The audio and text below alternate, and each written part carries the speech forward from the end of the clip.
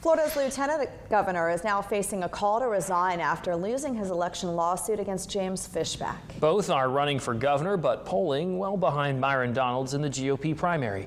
Our Florida Capitol Bureau Chief Matt Hoffman joins us live from the Capitol with this breakdown. Matt?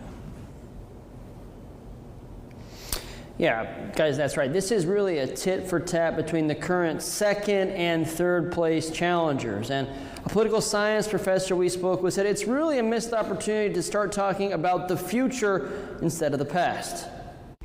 Republican GOP candidate James Fishback won an important court ruling this week, with a judge saying that Lieutenant Governor Jay Collins failed to meet his burden to kick Fishback off the ballot.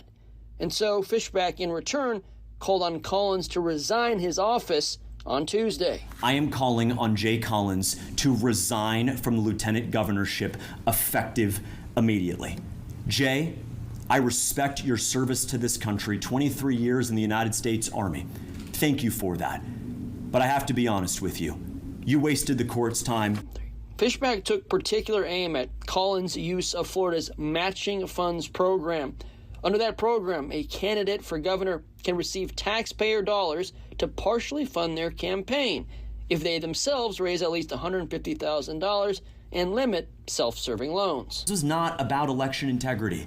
This was about rigging an election against a surging campaign in the final weeks before the election day on August 18th.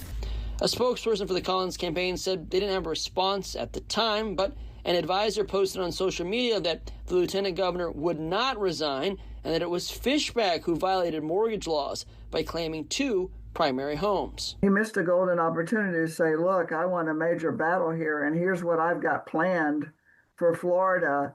Republicans, please pay attention to me, instead of immediately trying to get tit for tat and try to say, well, I'm better than you, I won the court case. McManus says Congressman Donalds is still way out in front of both Fishback and Collins, but upsets can happen, especially if the primary election has a stronger than expected turnout. It's a very, very difficult thing. There can always be upsets, but it would truly be an incredible upset should Donalds not get the nomination.